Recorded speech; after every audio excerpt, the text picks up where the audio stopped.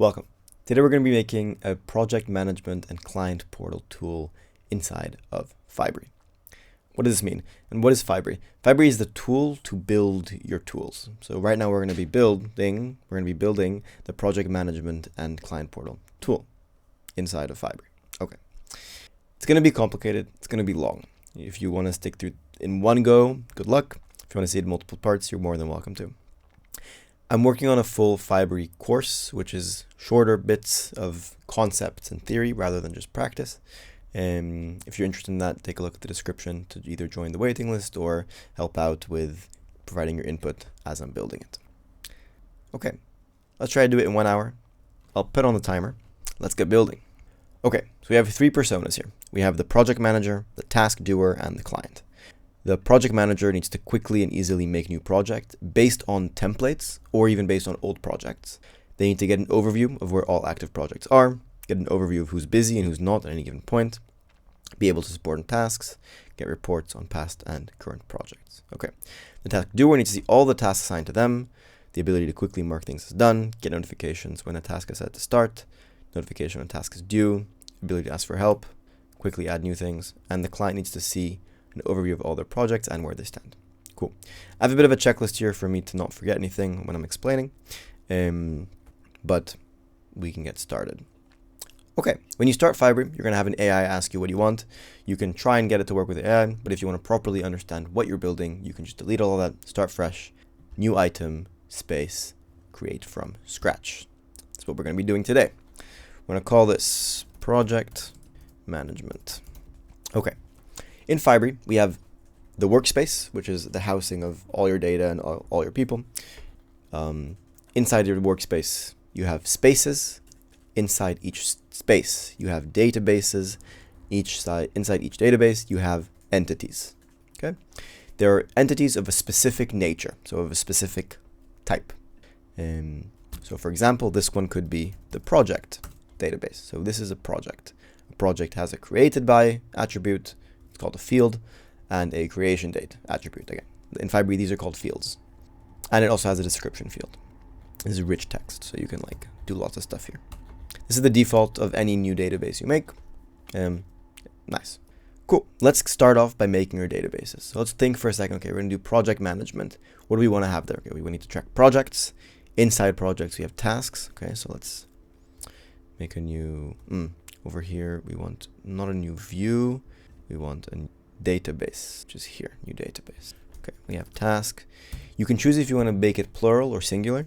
Just whatever you do, stick to it so that you don't get confused later. I personally like singular more. Fibery automatically makes it plural where needed. Okay, so we have projects, we have tasks, and what else do we need here? So here's where what we could do. We can do like a single select to have our client, maybe, and then have all our different clients here. But this isn't good practice. I personally don't like single selects in general. They have their space maybe sometimes, but because if you're going to have a point where you need to make a new client, it's going to be a bit trickier. If you want to get a view of all your clients, where they stand, or get a report on your clients, you can't really do that with single selects. What you can do instead, what I recommend, is make a new database for a client. It's another thing that we're tracking, right? So that therefore it's another database. And under the hood, single selects and multi-selects are doing almost the same thing as relationship. It's a bit complex, but it's almost the same thing. So generally, I'd go for this, unless it's very simple things. We'll show the pros and cons later as well. Okay, so let's set up our databases. We have project, tasks, and clients. We also have people, right? So each person, but this is already an existing database in Fibery. You'll see over here, this is the users. This button, by the way, is only available to admins.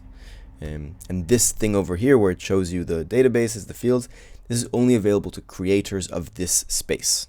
So you'll see access.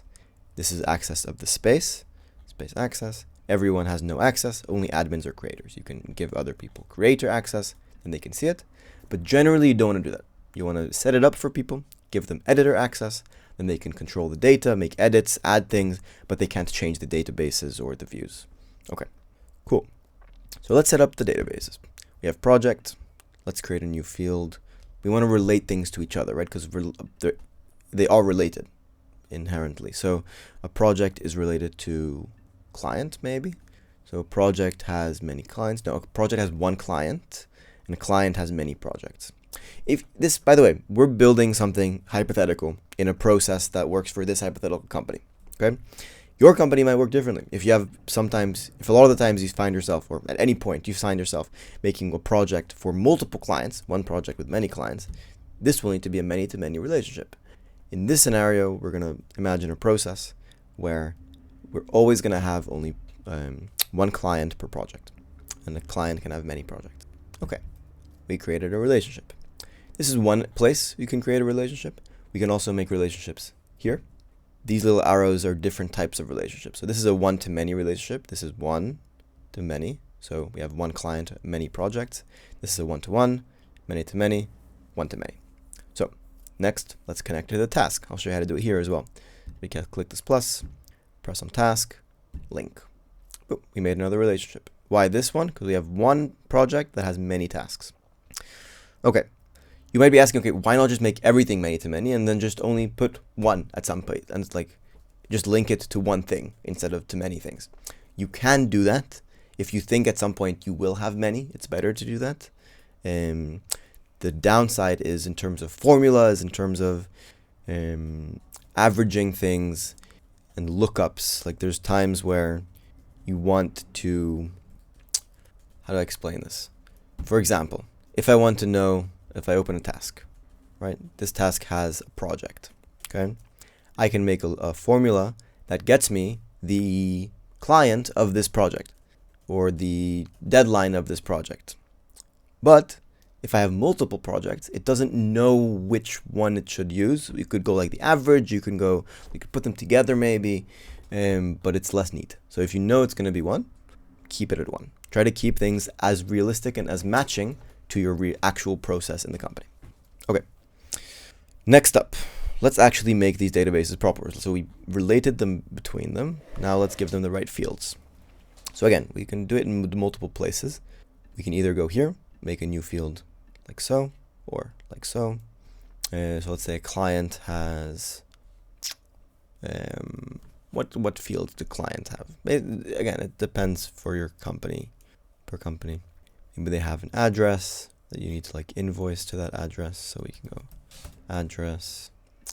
Maybe they have a contact person, but then that's probably going to be another database just because this users database is people that are already in the in the workspace.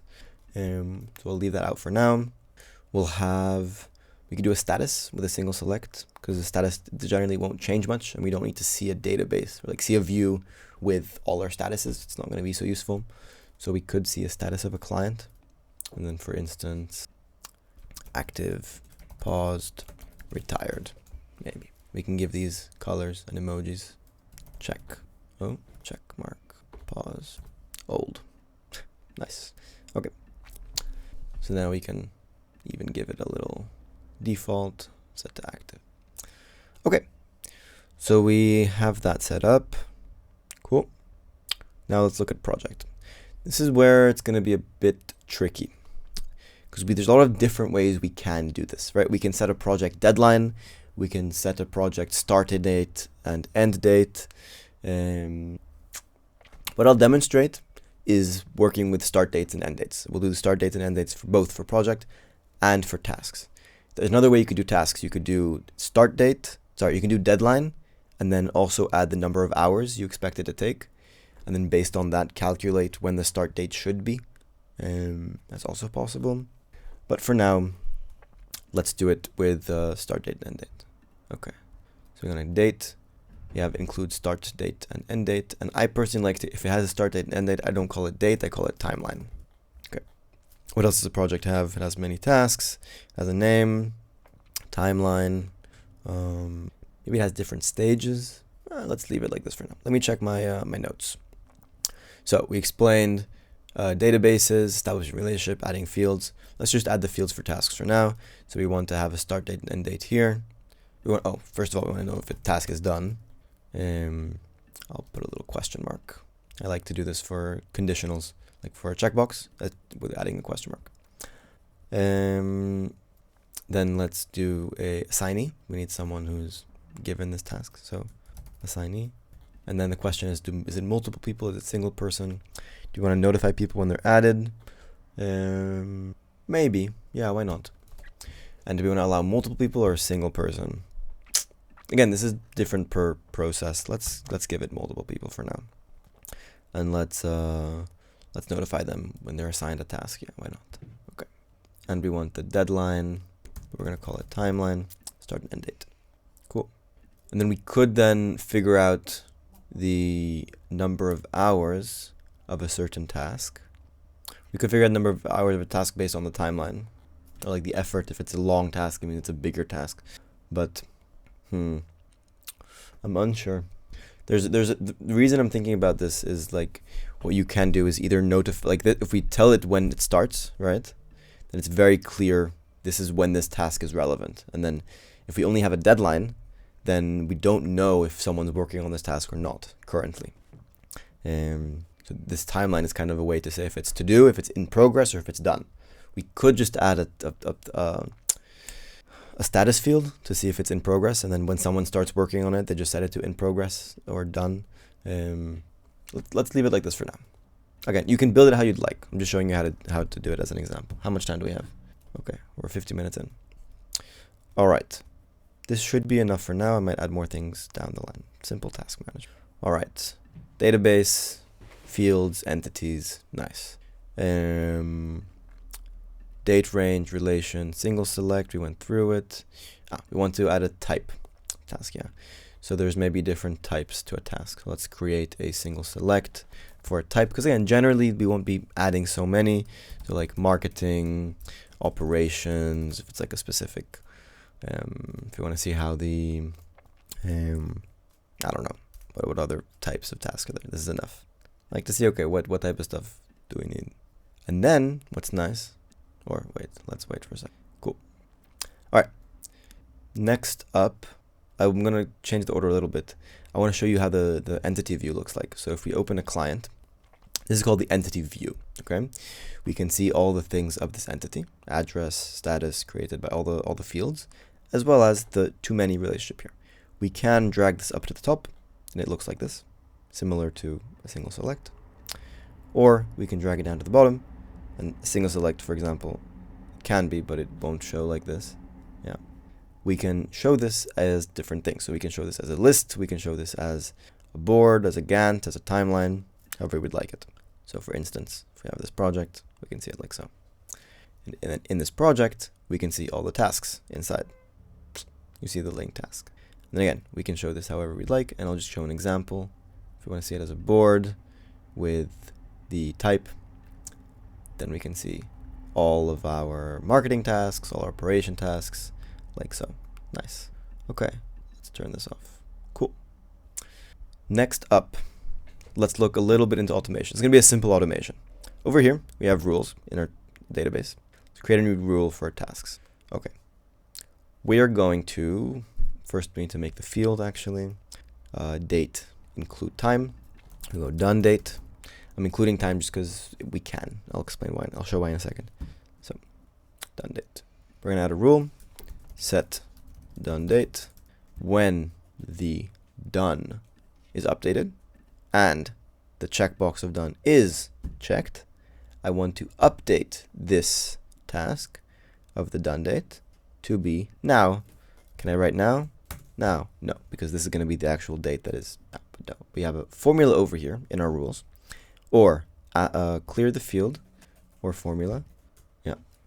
And in button presses, we can also ask the user, but this is not a button press, it's a rule.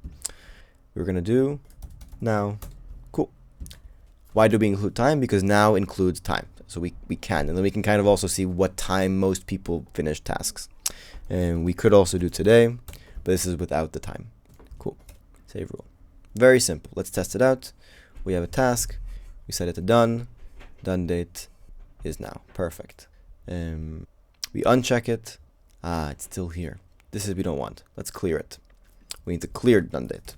Why do we do this and not just leave it? Because if someone checks it as done, but then at some point it ends up, okay, it's actually not done, then our reports will show it as something that is done. But it depends on how we make the reports. But ideally, if it's not done, we shouldn't show the done date clearly. Okay. Update the done date to be clear. Nice. We have two rules now. Perfect. We need to add a filter here. Add filter where done is unchecked. Cool. Let's check one more time. Check it. Updates. Uncheck it. Clears it. Okay. We can, if you're thinking about this and you're like, wait, why can't we just do it in one rule? Because we have the same trigger twice. Technically we can. The only thing is at the moment in Fibery, it's a bit tricky. Like we can have like an if the step 1 task done is equal to true, do this, and if it's false, do that. The thing is this is a bit more complicated, and the only downside is that there's not really a simple way to clear value at the moment in Fibery using formulas. It's possible, but it's a bit trickier. You can check the community forums to see how people do it. This makes more sense for a beginner. Okay, and somebody else that goes in and looks at it, you can clearly understand what's happening here. So I'd recommend doing it this way. Nice, simple automations, triggers, and date functions. Perfect. Next up, we're going to create project timelines. Okay, so what are we doing? Yes. Okay. So there's different ways we can do it, and maybe you've realized. Wait, let me show you. So, if we have in our tasks, our timeline. All right, let's make another task. We have a timeline from here to here. We have a timeline from here to here. Technically, we shouldn't need another field here. This is redundant. When you're building in Fibery, you should think, okay, what fields can I just infer from other places? This is an example of this. We know based on this, if I just sort this by timeline start, that this is from the 7th until the 3rd. I was close. Until the 3rd, right? Because we see when the task starts, when the first task is, the start date of the first task, and we know the end date of the last task. So really we don't need this timeline field here, okay? So we could do it this way though. We could do planned timeline based on when we initially make the project and then put in the tasks, etc., versus the actual timeline. So let's make a formula. Okay. So we're gonna go ahead and make it like this. Let's try to do it with AI first because AI is pretty good. 1 second. Okay. So let's generate using AI. Start date of first task ordered by start date to end date of last. And it should just work. Nice. Date range of task sort timeline start, the first one, then take the field of timeline start, then tasks.sort timeline end, and then this is going the other way around. First one it's saying false because it's descending or ascending. Ascending by default, false is descending. And then taking the first one, dot end. Cool. We could have also done dot last, just so that it's the same thing. Like it's the sorting in the same way. It looks a bit neater. Okay. Now let's see. This gives us the same value, perfect. And if we then adjust, let me delete the list view here. If we adjust the dates, for example, now actually we started earlier, we'll see that this is early. Nice. Okay. Nice. Concepts, formulas, lookups. Let me just explain lookups for a second. So we have the difference between lookups and formulas. So lookups, they're very similar. They work almost the same under the hood. We can see tasks and we can see it's a bit trickier. We can see client and we see the name, and then it like pulls from this client the client name, right? But we can do the same thing with a formula. Let me show you. Go client dot name, same thing. But here we can make it a bit more complicated, like plus something plus client dot address, for instance. We need to make this address dot address part, country. There we go. I think there's no address. Let me give it an address. Lisbon. Yeah, you see, Portugal. So this is a bit about formulas and lookups. Okay. We're going to build the... okay, so now we have our basic stuff. We still don't have any views though. So anyone that joins, anyone that we give access to this project management sees nothing, right? We have our data in databases, but we haven't made any views of this data. Let's create some simple views. Okay, let's make, for example, a table view of our clients, a table view of our projects, and we can already make the table view of the tasks. But we don't really need. No one's gonna need to see the all tasks. It's not really helpful. It might be a lot. We're gonna call this my tasks, and we're gonna filter it where the assignee contains me. What's nice is that then when you make one, it automatically sets it. So we can then show here project, timeline, and yeah, should be good. And we can even, let's make another thing, just call it urgent. Let's create a formula. Urgent if the timeline dot end. What I'm trying to do is say, okay, if it's due in less than like 3 days, that means it's urgent. So due in less than 3 days. Let's get the AI to do it for us. Yeah, timeline, perfect. So if it's due here, it's urgent. It's past due date. This is urgent. It's not urgent. Wait, timeline at end is smaller than today plus days 3. Okay, so it's looking at the end date. This is due tomorrow. This is due in 2 days. Because I think it's including today. Okay, so it doesn't include today. Let's give this 4. Let's see what happens then. This is urgent. Now it's not urgent. Yeah, this is, I think, the good range. Nice. Why did we do this? Because now we can like either color it, so add color grouping, urgent is this, or we can just sort it by the deadline, even better, timeline end descending, so it'll have the most closest thing or past things at the top. Cool. This isn't really needed for someone to see. So this is in our entity view. This is the same for everyone. As an admin, we can set it up. We can hide it. Now it's gone. What other things can we hide? The done is quite important, so we can put it here, maybe. No, I don't really like this format. Created by, we can hide this always. Creation date, modification date. Done date is also not relevant. Timeline is important. Assignee is important. Project is important. Okay. They could press this button over here to expand and collapse. This is a bit neater. But this is, what I do here doesn't affect everyone. It just affects my view. And it's the same for all the tasks. So if I have a new one, it's going to be the same. But you generally don't want to ask your users to do it or not. So what I like to do, because I do like this compact view, is set this to 2 columns.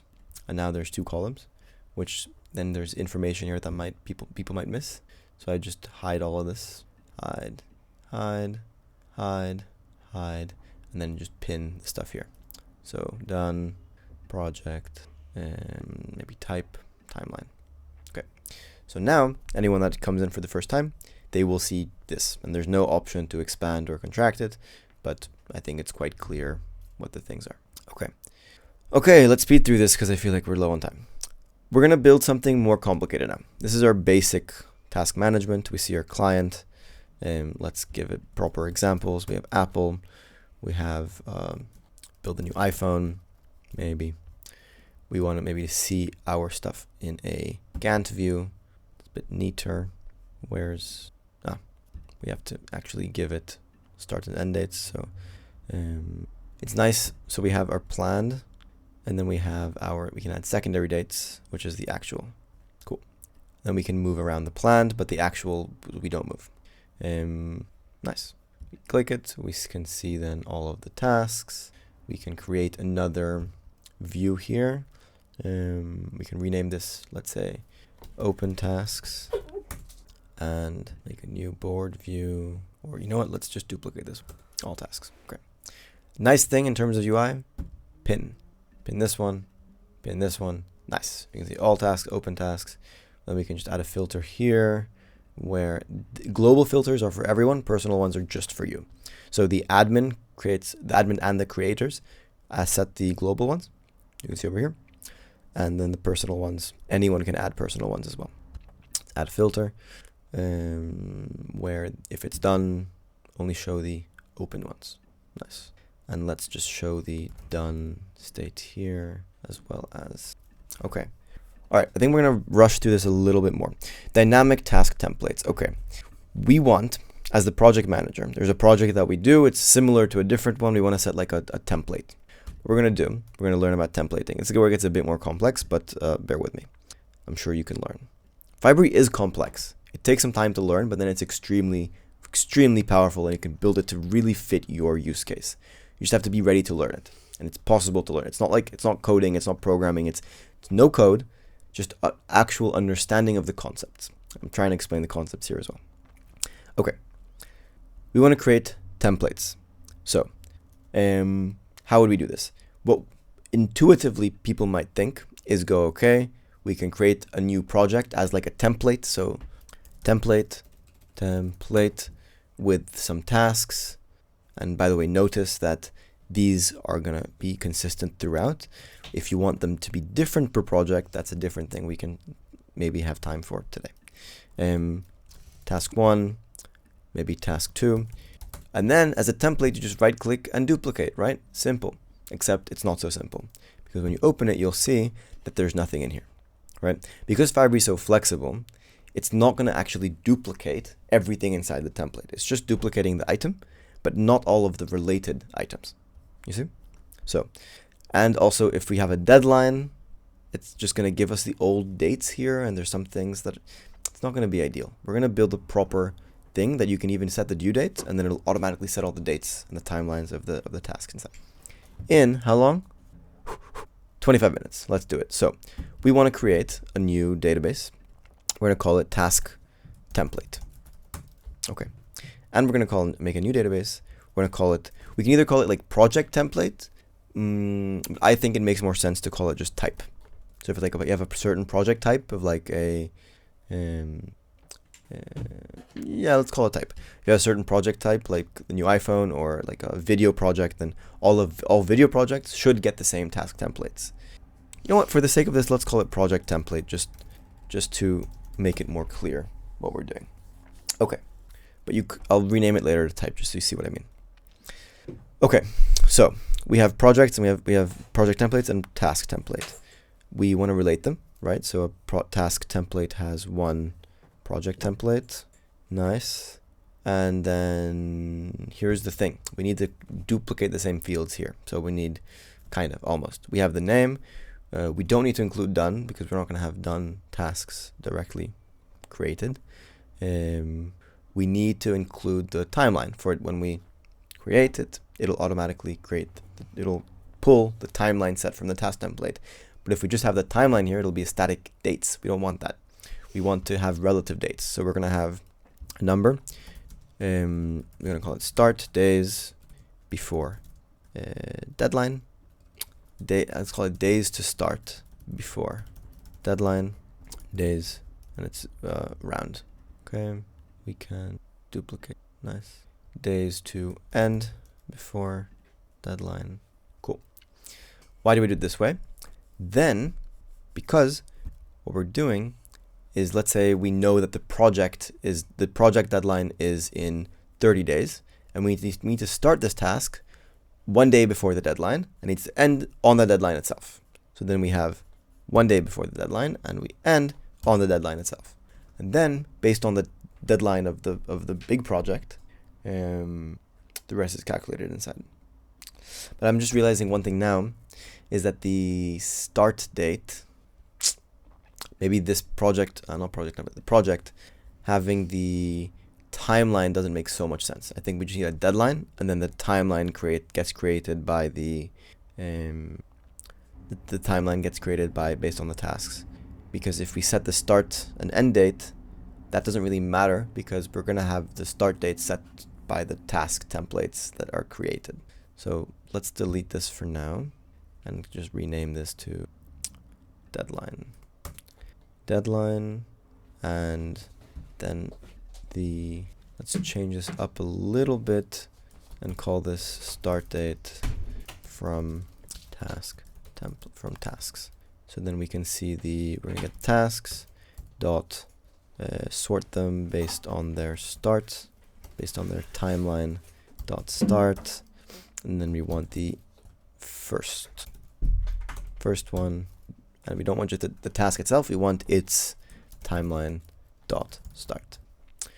Delete this, and what you'll see now as well is if we go into this, you'll see that we need to remap these because these are gone.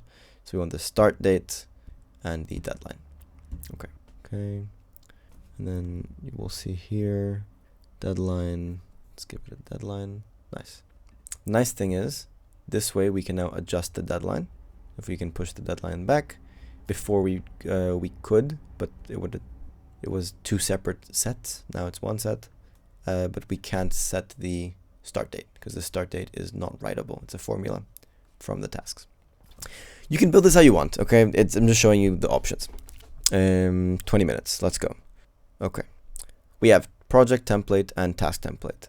So our task template needs days before deadline, days to start before deadline, days to end before deadline for the tasks. Our project template needs maybe a description. It's good. You can pull from the description. What other fields do we have? Client will be different. Okay, cool. So let's now set it up. How do we do the templating? Yes, you can't directly duplicate things, but it's quite simple with rules to duplicate deeply into a relationship. I'll show you how and how to think about it. We're going to add a new field. We're going to call it relation to. We're going to add a relationship from the project to the project template. Okay, a project comes from one project template, right? But one project template can make as many projects as we want. So it's a one to many. Cool. Did we add a relationship here? Project template to task templates, yes. Let's give an example. Video editing. One thing we didn't do is the type. So we want also a type here, like marketing and operation. Okay. Save. Then what we want is, cool. We want to then, every time, what we want to happen is for it to copy the tasks from the project template that's related to it. Okay. So you might think, so when you create a new thing, when it's linked, it'll check what it's linked to and then create it. And that's technically not wrong, but it just doesn't work ideally in this situation, but there is a workaround. Let me show you. We add rules. In the rules, I have to just think about it once a little bit. Let me check my notes. Okay. We'll figure it out. Creating project type. This we did. This we didn't do. Let me just show you first why we do this. Okay.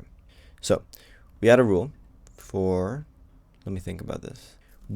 Essentially what we want to do is for the tasks to get created for all the tasks in this project that it's related to, in this template this project is related to, create the same tasks in this project itself.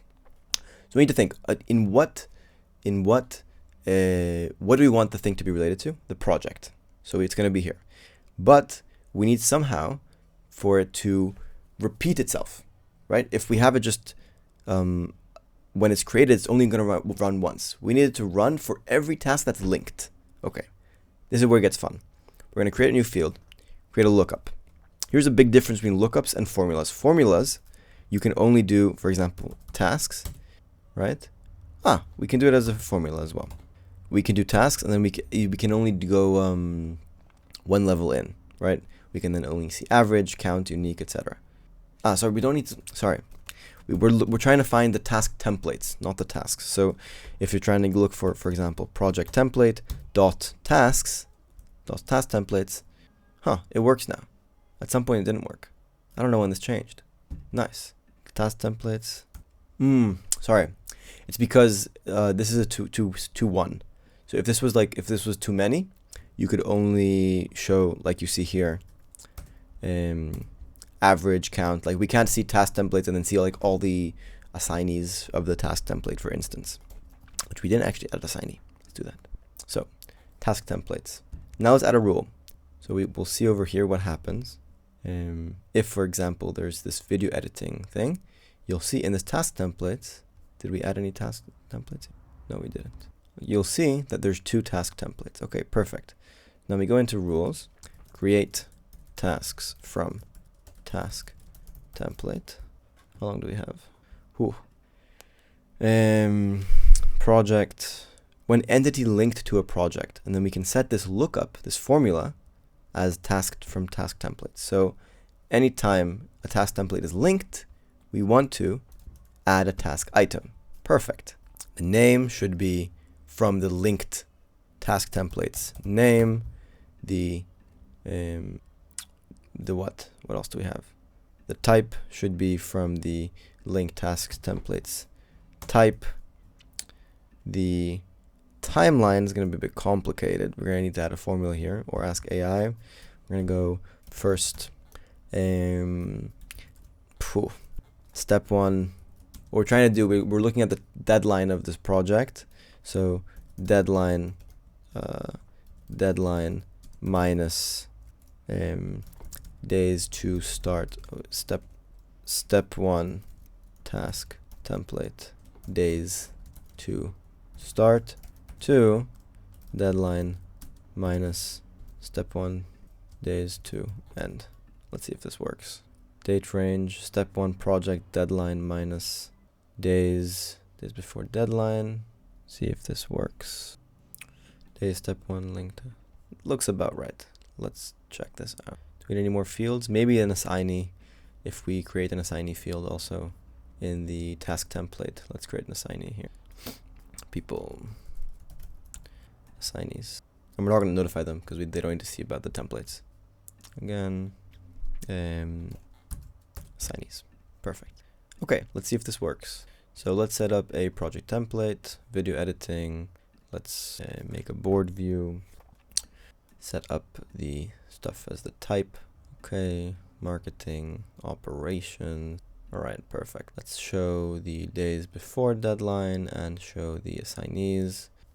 We also want to show the description, if there's some kind of description there. Let's add more thing, description, step 1, description. Okay, so now let's test this. Let's create a new thing.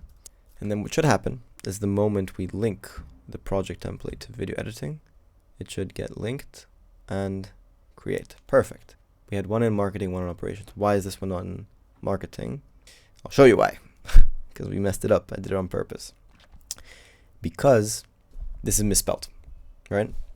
Like I said before, a single select is almost the same as a relationship, except for in some places. This is one of those places. So if I press Option and click, you'll see this is a task template type. This is the database kind of that it creates under the hood. In the tasks, this is a task type. So it's from a different database. And generally in rules, you'll see over here, in rules, you have to have it as the same type, this is from the same database. But here, we take one database, which is the task template type, and try to put it into the task type. This works because it's a single select, so that has an advantage. But the downside is, if you have a misspelling somewhere, or if now, okay, instead of marketing, it's actually called something else, you have to change it in 2 places. And that's not ideal. So what we're going to do is add another database called task type. And we're going to relate this to both task templates. Task type has many task templates. Task template has one task type exactly, as well as 2 tasks. Okay. And then we can remove the status from both. Here the type, sorry. So we have marketing, operations. So let's create marketing, operations. Cool. We can even give these emojis as well. I'm low on time. The only thing we can't give it color. Color doesn't exist yet. It only exists for single and multi-selects. Don't ask me why. Okay. So now let's go back to our tasks. Create task from template. You'll see this is a deleted field. And we can create task type as the step1 dot task type. I recommend, just for usability, let's rename this to type. Same thing, delete this field, this to type. We're gonna need to then go back into the projects, even like here as well. You'll see that the columns are now gone. We have to put that back in because it's a different thing now. That's type. Marketing, operations. Now it's all the same. Like the project templates, the task templates types are really the same thing as the actual task types. Okay. You can make this big as well if you want, by the way. Oh, that's weird. Delete list. I like board more. You can always set the size to the line. Give it a tiny, etc. So we have Ron. Maybe we have something else, someone else. And then we have a new project. Once it gets this project template, it will create everything. Perfect. We need to set the cards here as well. Type. By the way, generally what you want to do in Fibery, you want to build it in a way that you don't have to adjust anything as long as your process stays the same, right? The way Fibery should work, it should match your process. But once you build it in the right way, you don't have to change anything. Even in terms of, like, if you can build pipelines and you can create new pipelines, you can create new project types, but you're not meant to be creating a new database every time for every project. We should be able to build something in a way where we should only be editors for most of the time and not have to configure anything. That's why we're building. It takes more time to build, but then it's really built for you, and then you don't have to touch anything as long as your process stays the same. Okay. Only downside is if we change type, you'll see it creates again. We don't want that. Let's give it a second. Cool. We don't want that. So we're going to add one thing to the rule, add a filter for the project where the tasks is empty. So it's only going to run if it's empty. Cool. You can choose to use this or not, but I find it nice. And you might think, oh, so how does it run all of it? How is it making many tasks if after the first one it's empty? This is something that just works, I think, because it like makes the tasks it tries to add it in bulk. So then even though it's not empty, it's going to add more because it already set up all the things to run. It just works. Trust me. Okay. Cool. We got this up and running. Let's check what we have to do next and try to run through it in 5 minutes. This works. Okay. Lookup field for the project and task templates, automation triggers, linking and unlinking stuff. Okay. Let's say I did a project and like, oh, we're going to have to do the same project again tomorrow, right? We could have set this up in a way to duplicate the project, but we don't like that. What we do want is a way to create a template from a project. This is something possible, but just the opposite way around, right? So instead of having a one-to-many here, we're going to do it the other way around. We're going to create a project can have many project templates, and a project template can have just one project. We're just doing the same thing the other way around, right? Where instead of making a project from a project template, we're making a project template from a project. And again, you can make multiple project templates from a single project if you wanted to. I don't know why you would, but you can. You might think, oh, why do we have the same relationship twice? Because it's for a different purpose. It's okay to have the same relationship twice if you have it's for different purposes. And it's kind of a different relationship as well. One is one-to-many, one is many-to-one. Okay. Now we need to set up the automations. We related project templates to projects. Again, it's the same thing, just the other way around. So you can try to guess how to do it. We go into rules. We need to first add a lookup or a formula. One nice thing with a lookup is that it keeps the icon. So if you go task, if you want to see the project's tasks, it keeps this icon as a relationship like it is. Where in the other one, see this one shows it as a relation. And in the projects, it shows it as a formula, even though it's the same thing. I will just adjust the naming of stuff a little bit because it's could get confusing. So project is created from project, and projects is created projects. Okay, and then we'll do the same thing. The project database, we have project template. So we have, I'm going to rename this to type because, or not. Okay. I think this will keep it just as project template, and created project templates from this project, maybe something that makes sense. This isn't going to be really seen by the user, to be fair. I think we'll add a button instead, just to make it more friendly. Okay, let's set this up. So we have our project template, rules, add rules, create task templates from tasks. When entity is linked to this is project tasks, add filter where the project tasks is empty. We're gonna want to create or add, I think it's called task template. Nice. Again, same thing, name dot name, no, not project template, step 1 task, assignee, step 1 linked task dot assignees, days before end. This is going to be a bit complicated. Days before end to how long? I think we're going a bit over time. I really want to finish this. Days before end. Timeline? No. How do we ask this AI? Days. This is tricky because we don't have in here the deadline of the task of the project, and we need the deadline for the project to figure out the days before the deadline. So I'm going to pause this for a second, do the other ones, then come back. Description should be the task.description. Type should be the task.type. Cool. I know it's time. I know. We'll give it. Well, let's finish this. Let's finish this properly. Okay. Now we have two options in the task. So what I was saying is, just make sure it's clear. Here we have the access to the project template from step 1 and the task. The task, however, doesn't have any. We can. No, sorry, I'm wrong. We can figure it out. We can go quite deep in the formula. So we can go task dot project dot deadline. So now we have the project. Cool. But we want to then figure out days to end. Days to end date of linked step 1 task to the step 1 not or of, as we'll understand, 2 days step 1 linked task of project deadline minus step 1 no, not done date linked task dot timeline dot end. One thing I'm unsure about is the I think we need to. We'll create and see.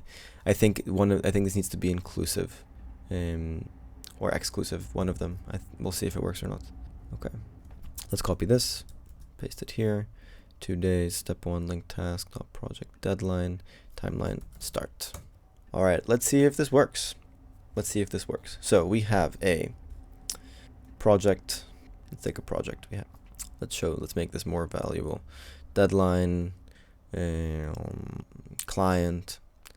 We could do like on track, off track using formulas, but we'll leave this for now. So we have a new project, video editing for Apple. We're gonna give this Apple. Deadline is this, and give it a video editing. Okay, it's gonna do its magic. Why is it giving me from the day itself to the day itself? Let's check. Because we didn't add anything here. If we have nothing here, it should come up as empty. So this is wrong. Let's just set this up real quick, and then the project manager can go and put in the dates. Task template. When we create it from task template here, it's in the project rules. Create task from task template. Okay, this should be date range. I should have tested this before actually. Date range step 1. Dot deadline minus days to them before. I think we got to do this complex thing where you return a null even though it's not null. Let's see. Step 1 project dot deadline minus days test template. Yeah. Okay. So we need to say if the step 1 link task templates days to end before deadline is empty, or if the other one is empty. if either one of them empty, we can't make a date range. We need two, we need both. For some reason, this is just going to 0, even though it's null. It's like it's empty, it doesn't exist. Instead of returning null, it returns to 0, so that it can return a date range. It's unfortunate. So we need to explicitly say, okay, if either one of them is empty, return null, return empty value, and if both of them are not empty, then return this. Okay, so if link task dot we can use the if empty. Can we? No. If empty is gonna give you, it selects the first non-empty value from the list, and we don't want the non-empty value, we want an empty value. So we can do is empty. So if is empty, step 1, this, or is empty, this, then I want it. So if either of those are empty, it should return an empty value. And I explained before, returning empty value in Fibery is a bit tricky. What you do is you get the, for example, the user, something that won't change, dot creation date, or can we do creation? Dot first, or we have to do a sort first. Dot sort by whatever, dot first, dot filter. Sorry, no, I'm wrong. It's users dot filter, and then true equals false, and then this is gonna give you no user, but then you want to get the first one and get their creation date, right? Perfect. But I think, can you do first? I think you do sort before first. Sort dot first. Okay. And then this creation date is going to be empty because there's no user where true equals false. Cool. But if either of them are not empty, it's going to return this date range. But we need a date range. Shit. Okay. Let me just copy this so I don't lose it. Let's add the date range to the. Let's add it. Should we add a date range? We could also just use this project. So projects dot filter true equals false, not creation date, but timeline. No, project not time. Sorry. Tasks timeline. Here we go. Now it works and it cleans it up a little. So what we're doing here is checking if either of these are empty, then return a value that is null, which is this is how you do it in Fibery. It's a bit complicated, but it works. And if it's not empty, return the date range. Let's try it again then. Let's open a project, delete the and unlink this. Cool.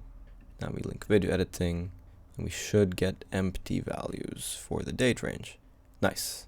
Now let's change task 1 to be 4 days before and 2 days end date before the deadline, and task 2 maybe 6 days and 1 day. It's a longer task. Okay, let's create a new project. What's nice, what we should probably do is set this to required, always require a value, just so that, and by the way, this doesn't set it to the default one, this is just as we're creating, just so that when we create it, it'll exist, because this deadline is quite important in order to set the tasks timelines. Okay, and let's also create the template. This is why I was thinking of doing like a type, because a type is more understandable than a template. We could also make this required. We don't have to though. If you want to create something without a template, go ahead. Okay, cool. Let's create video editing. And now, nice, perfect. We have the deadline 18th. This one is this one is this. Okay, now let's try the other way around. I think we might need to do this stuff for the other way around though too. The if, because if we have an empty task, I'm not sure actually if the other way around is a problem because you're creating a number. Let's see. We have an empty task. These are due, both of them, let's say on here, and we create a new template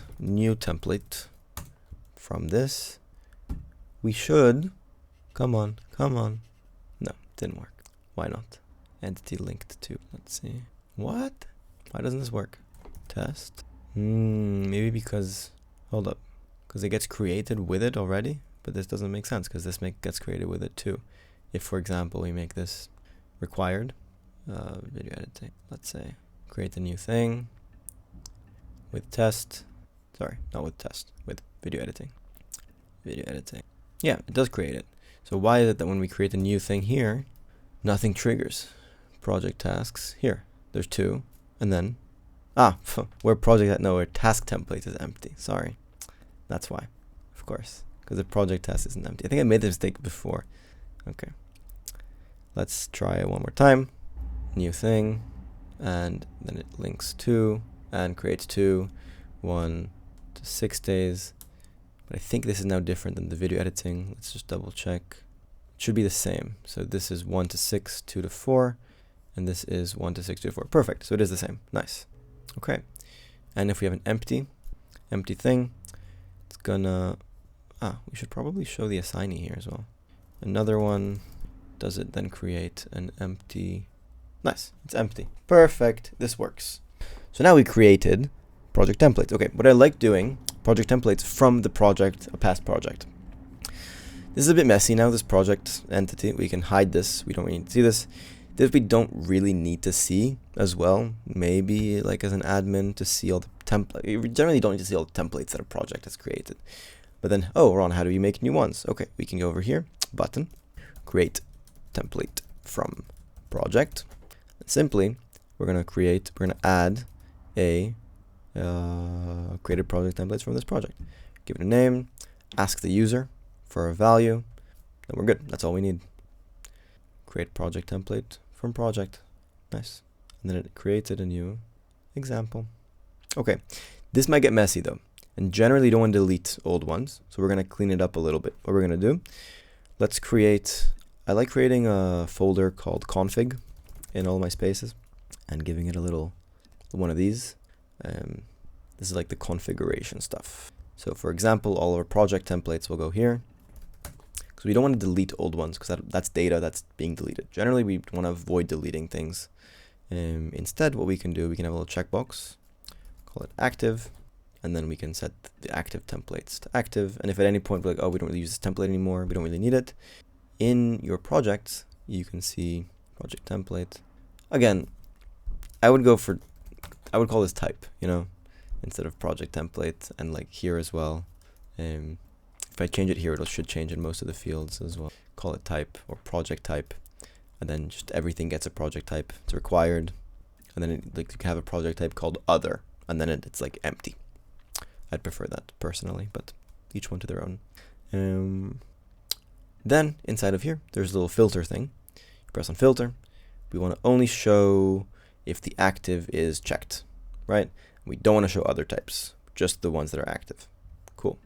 All right. Are we happy? We're over time, that's for sure. Let me check my notes. The UI, utility relations, temporary links for automations. We kind of did it, not really utility relation, it's proper relation. Originally I thought of it like as a utilities relation, that you're only relating it in order to have it in the rules, like the part of the templating. But if you think about it some more, there is a relation between them. There is a relation between a project and the template that's created by the project. So it's just a relation. Buttons, automation. Yeah, we did all this. And we just did this. Nice. Let's double check our stuff here. Let's go over here. One important thing. Our client. So we have the 3 personas. The project manager is now pretty happy, I think. They can see they're not happy. They're not so happy yet. We just did the data, essentially. We didn't do all the views that we want, to be fair. Yeah. We can do a report. Let's check again what the project manager wants. They want to be able to create new projects based on templates and old projects. This they have. They want to get an overview of where all active projects are. Yes, so we can see like maybe active projects where, so we could filter this to have where the start date is later than today and the end date is before today. I think that's right. Or again, I personally don't like to do this stuff in the filters, because if you want to make a new view with like see active projects, just new formula, active, and then we can have like a today is within the start and end date. That's what active means. Cool. I don't know if that's right though. So start date, there's no start date because there's no tasks. Today is the 7th, so it's active. From the 9th to the 10th, it's not active. Perfect. And if this deadline was way before, started way before as well, it's not active. Okay, so then we can just filter this with active is checked. Nice. Maybe you want to sort by deadline as well, descending. We could also do like an actual deadline as well, where actual finish date, which it looks at the sorts the end date of the tasks and finds the last one. We could do that too. Okay. We want to get an overview of who's busy and who's not at any given point. Okay. I think the best way to do this would be a report or a Gantt or timeline. Gantt is new. Let's see if Gantt works with us. So let's say we want to see all the tasks. No, this is too much. We want to see something else. We want to see the projects and the tasks. We want to group it by... No. We want to see the tasks grouped by assignee. But this is a mess to see if anybody's busy. Why is this being moved around? It would be cool if this like consolidates. Why is this giving me... What am I creating here, huh? Like I said, Gantt is new, so I think this is some kind of bug. Ah, no, it's not. It's because this lane is empty. Okay, this doesn't have a deadline or stuff, so it's asking me, okay, where do you want it? These are all task 1. Okay, I see. So you can then plan things out. Nice, pretty cool. But this isn't what I want because it's hard to see. Yeah, it's maybe a bit easier.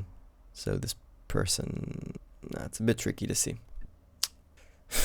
Let's think about this. Get an overview of who's busy and who's not at any given point. Okay. What does busy mean, essentially? It's the number of open tasks that you have not done at any given point. So let's go to the users. We want to create a new thing here. This might get tricky.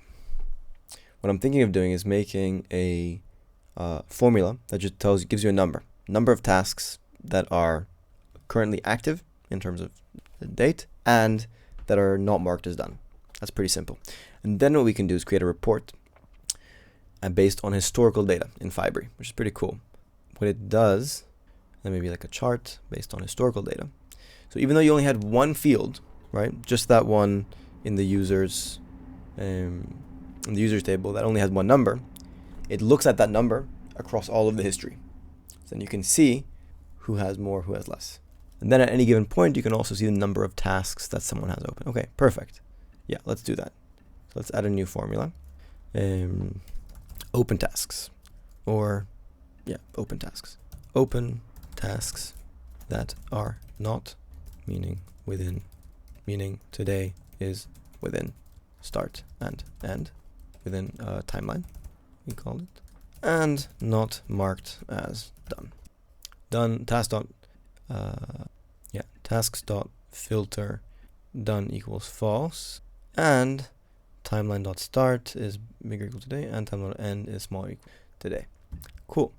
So now at any given point, we can see, let's create a new view.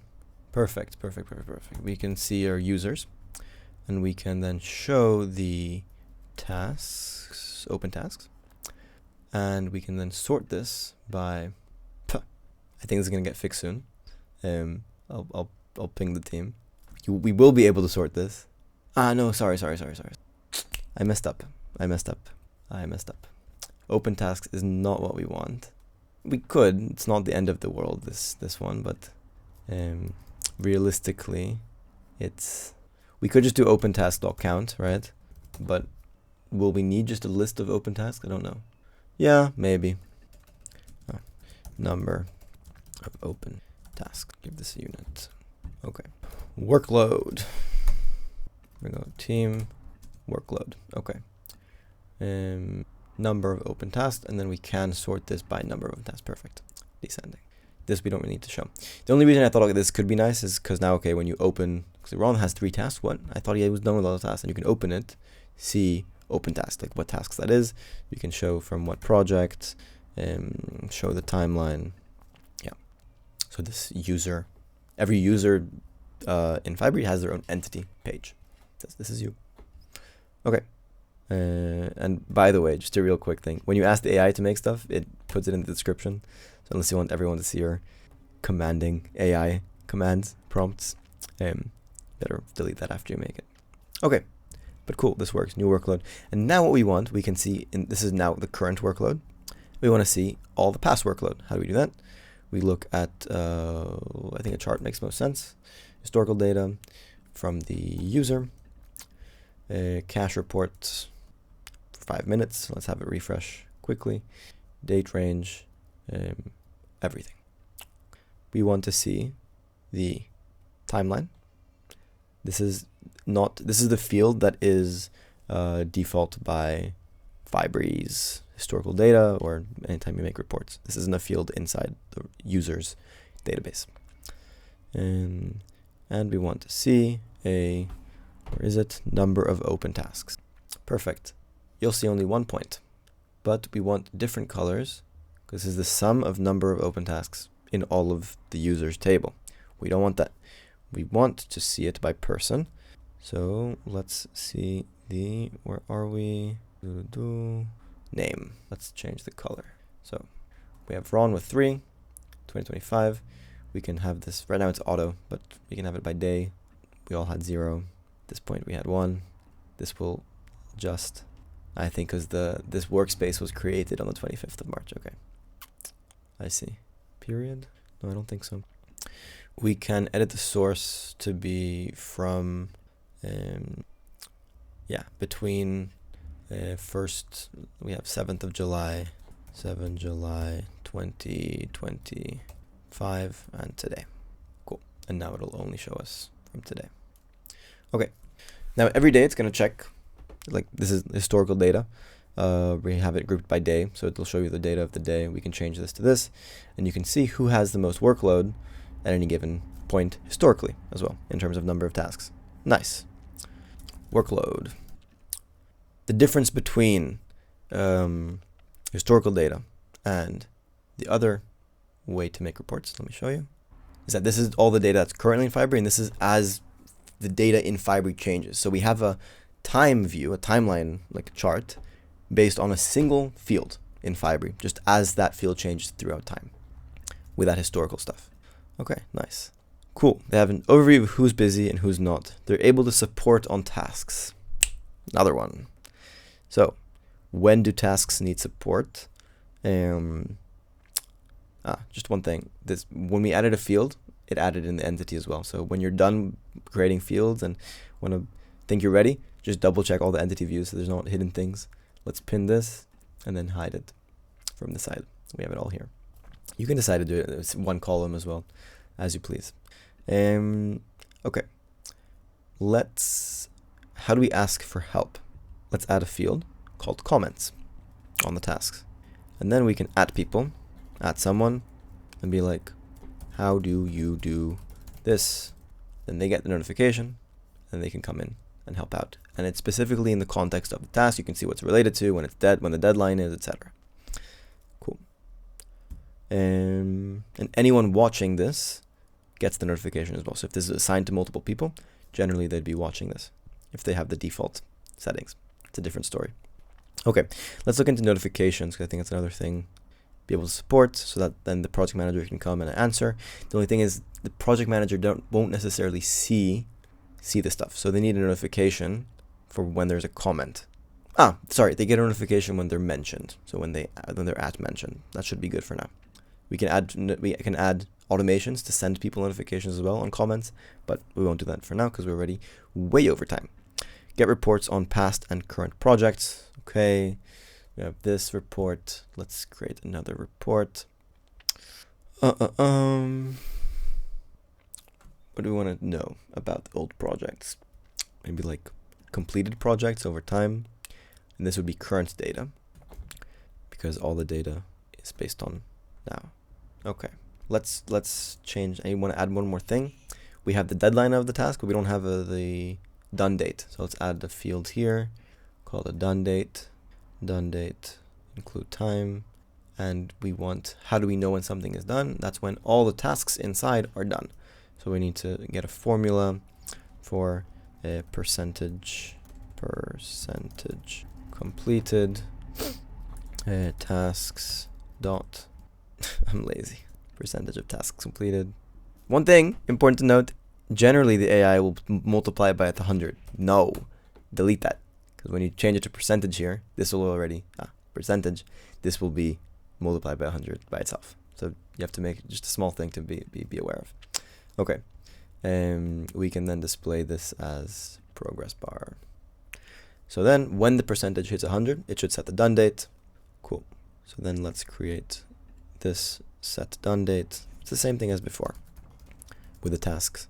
Set done date when it's updated, percentage completed is equal to 100. Then update done date to now. Cool. That's one. Next up, clear done date when the percentage completed and the percentage completed is not equal to 100 or less than 100. It's the same thing. Less than 100. Update done date to be clear. Nice. Okay. Now we can see active projects. Let's show the percentage completed as a progress bar, so you can see all the current percentage completed on the stuff. And we want to also know kind of an overview on number of overdue tasks of any given project. So let's add that as a formula. Overdue tasks, number of overdue tasks not done. Cool. This is like the number of, again, it's the count. We could have a thing of overdue tasks, but I think we could leave it like this. Then you can see if there's anything, if there are any problems like in an overview way. So overdue tasks, and then inside here we can set a thing for overdue, like I said, a view that shows all the overdue tasks, or just color tasks that are overdue in a certain way. It's also possible. We have percentage completed, number of overdue tasks. Does this indicate if you're on track, if no tasks are overdue? I think so. Yeah, you could set this up however you want. And then let's make a report. Do we need a report, or is this an overview enough? We have list of projects, deadline, percentage of completed, overdue. That should be good enough. This is a thing of current projects. No, we want a report. Okay. Let's get the projects. Let's say we want to see the count of records over time. No, what do we want to see really? We want to see when projects are set to. We want to see a list of like a thing of all completed projects over time. Okay, so we want to see time. Let's refresh, because I think we have a done date in here somewhere. Yeah, done date. So we have done date, and we have the count of records. Nice. But none of them are done. So let's go to active projects, set the done date. Again, this is a lot of fields. We could create multiple views of this entity. Something here broke. Let me refresh. Phew, this is a problem. Let's send them a message. Usually it'll get fixed quickly. Okay. So I can't show this here, but essentially, you can have multiple views of the data. We're showing different fields in different places, in different tabs. Cool. This is good for now. Let's set some done date stuff. So this was due. Or we can have another view for all projects. Let's duplicate this one actually. Duplicate all projects, and then we just won't filter. Or let's do one view. Let me just show you one more thing. We can, in filters, you can pin filters. So we can have active. Give it a little icon as well. Active. Okay. And then when you click on this, it'll show everything. If you don't, it'll show only what's active. Let me just call this projects. Nice. So then let's add the done date and just give these some values. This was done at this time. It was done here. This has 2 overdue tasks. Let's open it up. You can color overdue. Give a formula for overdue. You get the idea. You see what's possible. Let's create a report. Update. Nice. So now we see 3 records that were done on this week. So So we see maybe we can configure this to show it like this maybe. If you want to see it per client, we can change colors. I just don't know if I gave all of them clients. Yeah, some of them don't have clients. So Apple had a project here that was done. Cool. We can call this completed projects over. Okay. Now let's do one more. I want to see how we are at sticking to deadlines, for example. So, but this is different. This is okay, sticking to deadlines for the project. So, but we need then the actual deadline of the, no, we have the actual deadline. Nice. We said it in the beginning. Okay. So we have then deadline tracker. So that means we know per thing. Let's go the count. What do we want?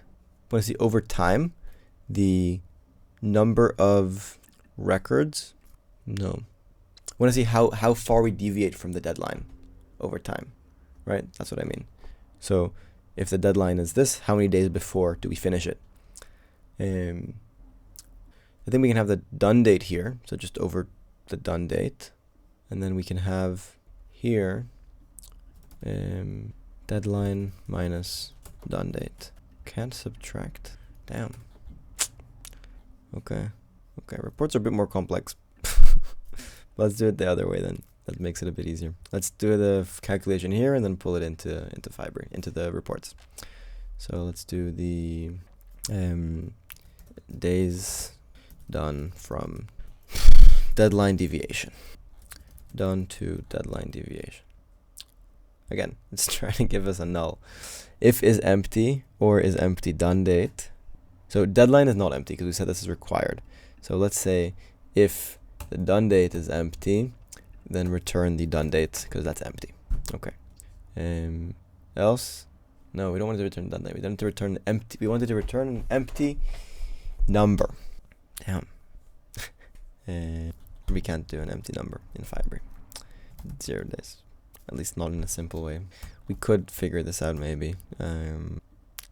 Yeah.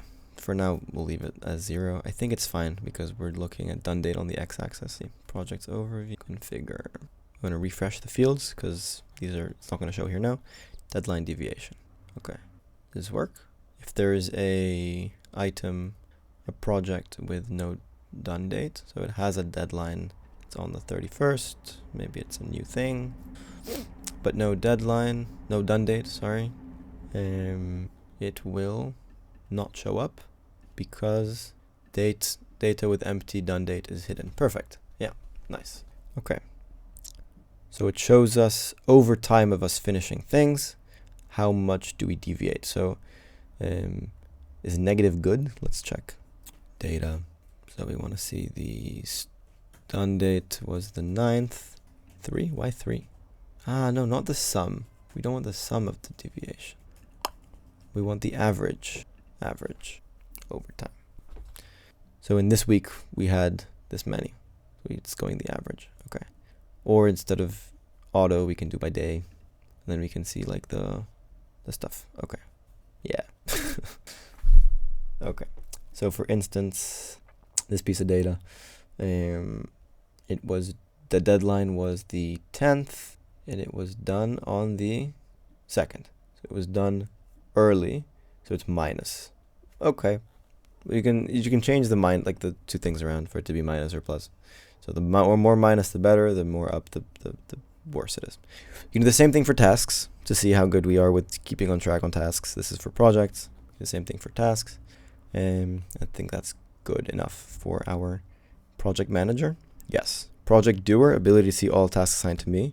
Yes. Ability to create new ones easily, either with this button over here. We should probably set this form up. Project, deadline, type. Cool.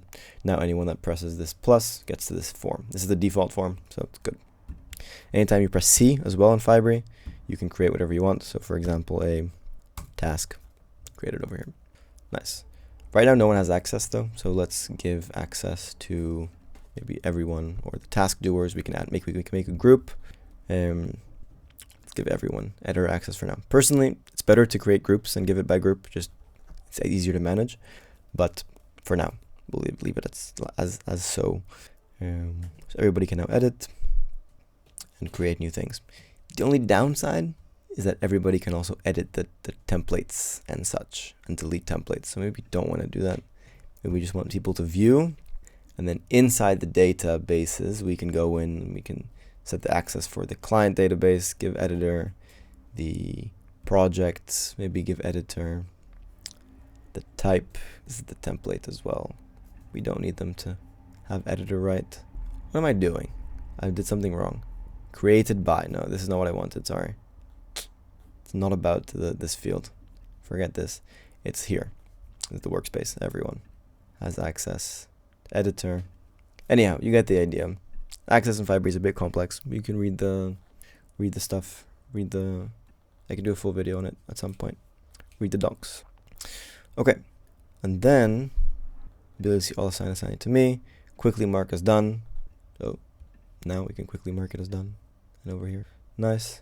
Yes, get notification when his task is set to start. We haven't done that. We have to add rules. The issue is we need another field. Why? Because we need to know when a task is set to be done, and like the number. Because when we have let me show you. So when a task is updated, which that's going to be the number of days, and then when that number is like 3, then set a notification, for instance. So new formula, days to deadline, and this can be an integer, and days to start, and again an integer. Cool. And then in our rules we can have notify before deadline. When a task is updated, days to deadline changed. Add a filter where the days to start is equal, days to deadline is equal to 3. And then it's going to send a notify assignees. Then you can write your messages here. Task starts soon, or task due soon, due soon. Add a formula if you'd like. Add message, la la la la la, due soon. Okay. I'm going to, by the way, put this link so you can play with it and adjust it, but this is by no means a complete thing. This is a starting point for you to understand and play with, but you should be building stuff to fit you as best as possible. Okay. Task to deadline equal 3 days. There's another way we could do this. Let me just save this. We could have this just on schedule, where every day at a certain time. So if you want to have the stuff, because right now this will trigger at midnight. That's when it's going to send the notification. It's not the end of the world, but if you want to have it like at 9 a.m., you can do it on schedule every day if the days to start is equal 3. Yeah. The only thing I'm not sure about is if this takes up automation rules. This for sure doesn't. It only will trigger when this happens with this filter.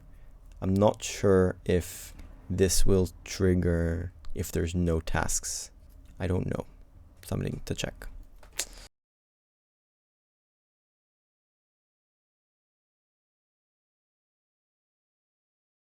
Okay. And then notify. Let's do the same thing the other time then. Notify on start. So when the task is updated, start, days to start, where, oh, that's not what I wanted, where the days to start is equal to 0.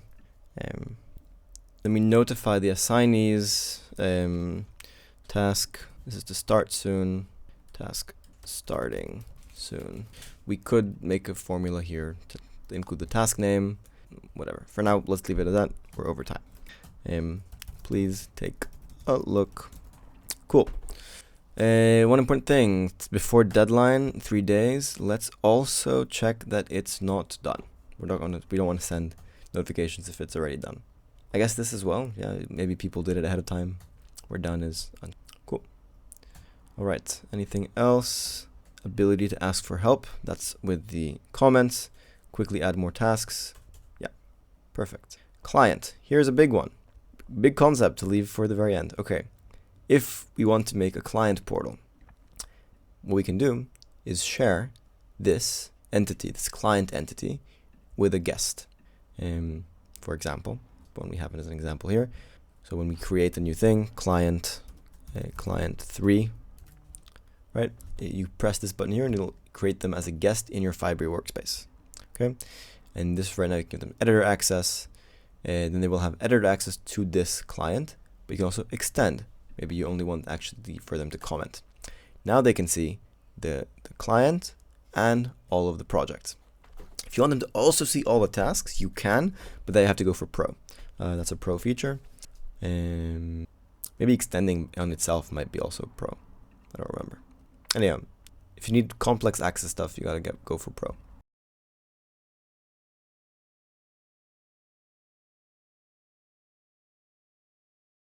You invite, and they have access now to all of this and all of this.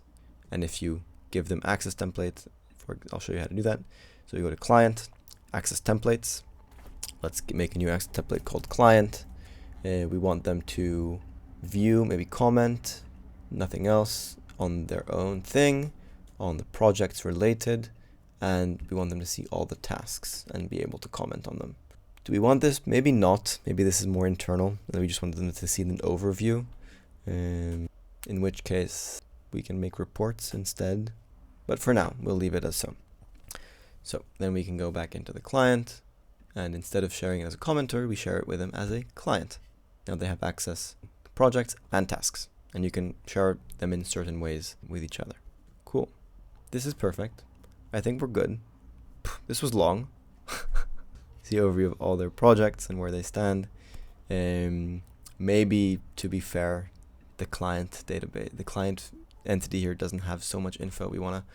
Let's pin this. A Gantt is nice, but maybe let's make also a table view with progress, percentage completed, or maybe we can just go here and then add fields here, percentage completed. This is a pretty good way to do it as well. Yeah, and they can see all the stuff, open the project. Maybe we can add comments here so we can comment with the client as well. Maybe. There's a lot we can do. And this is a bit of a mess, but you know how to hide, you know how to do things now. You should have all the tools you need to build this yourself and understand why it works in the way it does. So, 2 hours. By the end of it, it got a bit long. But if you were able to follow everything, thank you. If you would like to help me out a little bit in the future, I'm working on a full Fibery course that goes into all the concepts as well as practical things linked together. There's a link in the description to join either the waiting list, and there's an option there if you want to also help out by giving some feedback. If you're like, Ron, 2 hours long is way too long, that's very valid feedback, and I'll take it and I'll do something with that. Anyhow, thank you for watching.